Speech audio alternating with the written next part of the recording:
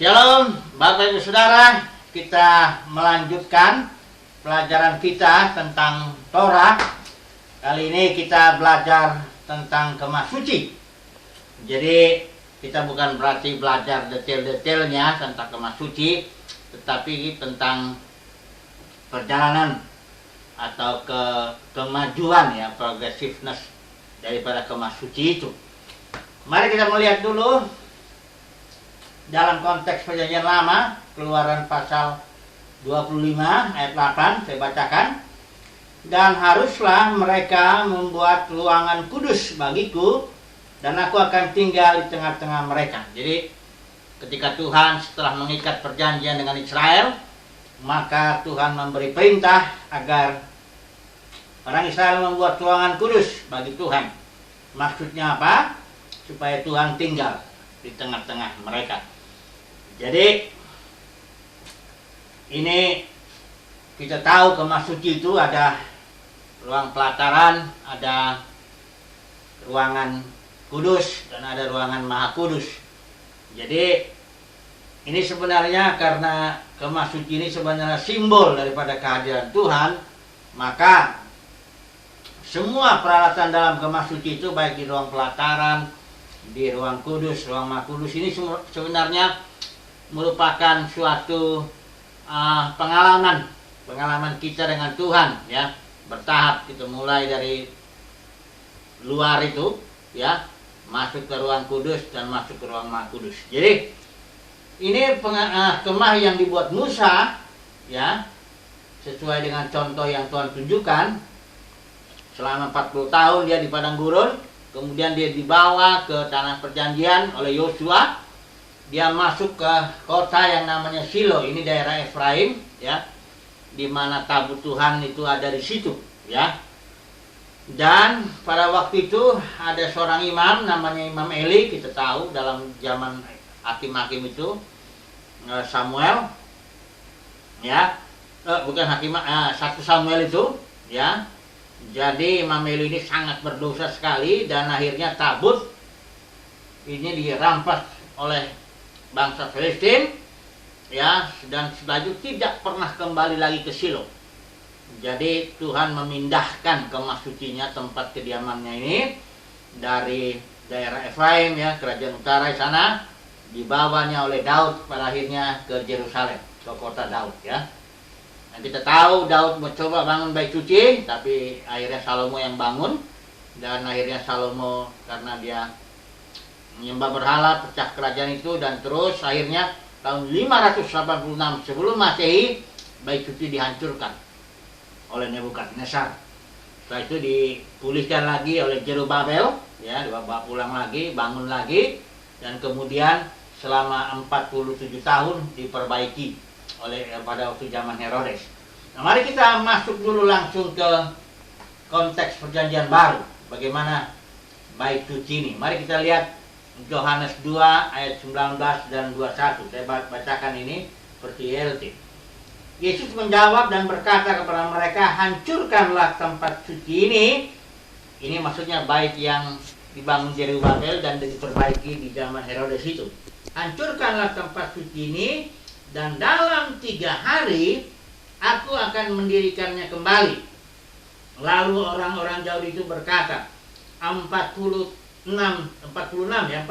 tahun lamanya tempat suci ini dibangun, dan engkau akan mendirikannya dalam 3 hari. Ayat 21, namun yang ia katakan tentang tempat suci itu adalah tubuhnya sendiri. Jadi tempat suci yang tadinya dalam konteks perjanjian lama itu adalah merupakan suatu tempat ya, secara jasmani dengan peralatannya itu. Dan ketika dalam perjanjian baru, maka bait suci itu adalah tubuh Yesus sendiri.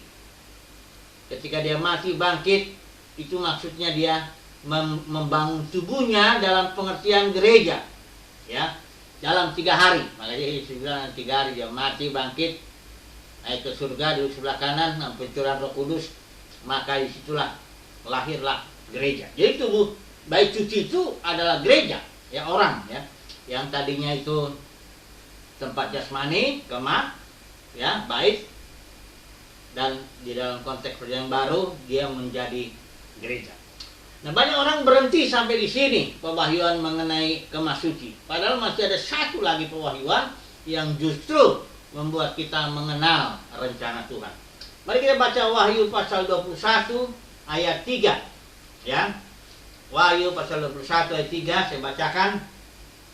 Dan aku mendengar suatu suara nyaring dari sorga yang mengatakan, lihatlah, tabernakel Elohim ada bersama manusia. Ini garis bawahi ya, manusia, bukan dibilang orang percaya.